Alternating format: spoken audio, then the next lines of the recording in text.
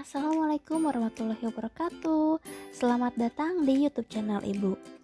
Hari ini kita akan belajar mata pelajaran otomatisasi tata kelola humas dan keprotokolan. Dan materi yang akan kita bahas adalah tentang halayak humas. Setelah mempelajari bab ini, diharapkan kalian mampu memahami halayak humas dan melakukan pengelompokan halayak humas. Let's go, kita mulai belajar skuy. Pengertian halayak humas. Halayak artinya sekelompok orang-orang yang berkomunikasi dengan organisasi baik secara internal maupun eksternal. Halayak sering disebut dengan istilah publik. Istilah public relation merupakan halayak dari kegiatan public relation. Next, macam-macam halayak. Yang pertama ada masyarakat luas.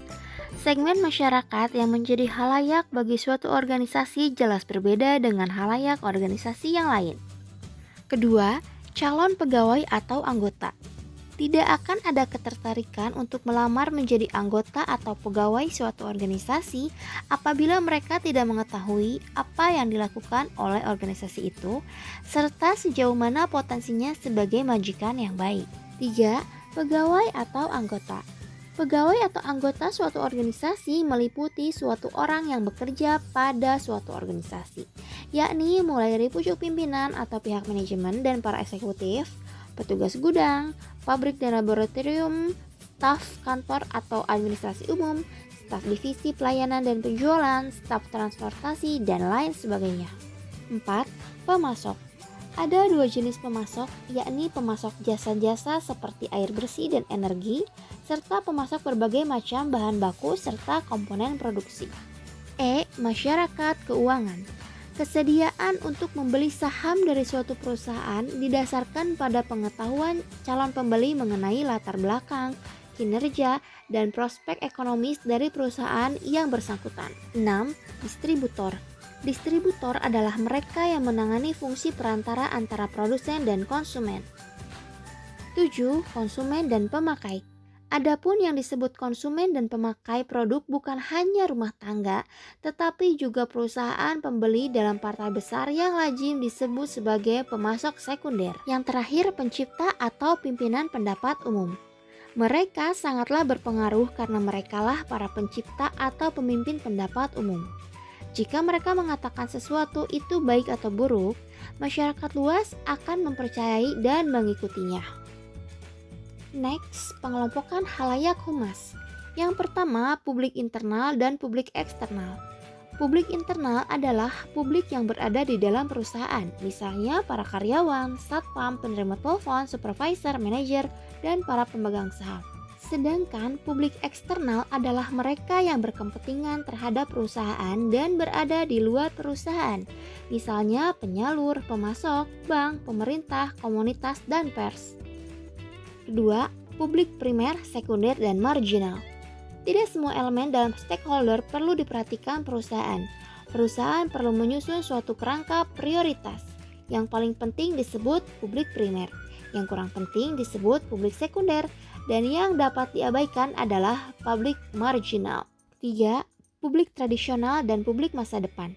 Karyawan dan konsumen adalah publik tradisional, sedangkan mahasiswa, peneliti, konsumen potensial, penjabat pemerintah atau media adalah publik masa depan. 4. Proponents, opponents, dan uncommit. Di antara publik terdapat kelompok yang menentang perusahaan atau yang disebut dengan opponents. Yang memihak perusahaan disebut dengan proponents dan ada yang tidak peduli atau uncommit. 5. Silent majority dan vocal minority. Publik penulis surat kabar umumnya adalah the vocal minority, yaitu aktif menyuarakan pendapatnya. Namun jumlahnya tidak banyak. Sedangkan mayoritas pembaca adalah pasif, sehingga tidak terlihatan suara atau pendapatnya. Halayak kehumasan atau public relation eksternal. Halayak-halayak eksternal organisasi dalam menjalankan tugasnya perlu melakukan beberapa hubungan baik dengan pihak lain sebagai berikut. 1. Hubungan distributor-dealer. Kebanyakan perusahaan besar memasarkan produknya melalui grosir dan pengecer yang mencakup publik. Perusahaan tidak dapat maju tanpa organisasi dealer yang berhasil. Begitu pula seorang dealer tidak akan berhasil jika tidak menjual produk-produk yang dibuat oleh perusahaan yang berhasil. 2. Hubungan pemasok. Dalam hubungan ini, kedudukan pemasok semakin bertambah penting. Para pengusaha pabrik percaya kepada para pemasok bahan mentah, suku cadang, aksesoris, perkakas, dan mengoperasikan perbekalan untuk produksi dan operasi. Para pemasok makanan, obat-obatan, perangkat keras, pakaian, perabot rumah, bahan bakar, dan beribu-ribu produk lainnya untuk dijual kembali kepada konsumen utama. 3. Hubungan komunitas. Bisnis membantu komunitas dengan menyediakan pekerjaan tetap, gaji yang layak, keuntungan finansial, dengan membeli barang-barang dan jasa dari para pemasok lokal, dengan membayar pajak untuk kelangsungan pemerintah setempat, dan dengan menyumbangkan proyek sosial dan kebudayaan. Dengan demikian, lembaga bisnis yang maju berada pada posisi untuk meningkatkan kesejahteraan komunitas tersebut. 4. Hubungan pemerintah. Kepentingan bisnis dan pemerintah menjadi satu serta saling menguntungkan, dan kalangan bisnis tidak menganggap lagi pemerintah sebagai lawan tetapi sebagai mitra kerja. 5. Hubungan dengan pers. Hubungan pers adalah usaha untuk mencapai publikasi penyiaran yang maksimum atas suatu pesan atau informasi humas dalam rangka menciptakan pengetahuan dan pemahaman bagi khalayak dari organisasi atau perusahaan yang bersangkutan. 6.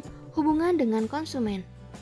Selain untuk memperoleh citra perusahaan yang baik atau positif di mata publiknya, praktik humas juga dilakukan untuk memperoleh citra produk dari konsumennya yang terdiri atas laki-laki, wanita, dan anak-anak yang membentuk suatu masyarakat atau komunitas konsumen.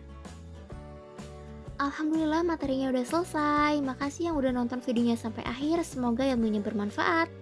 Jangan lupa like, komen, dan subscribe. Sampai ketemu di video pembelajaran selanjutnya. Wassalamualaikum warahmatullahi wabarakatuh.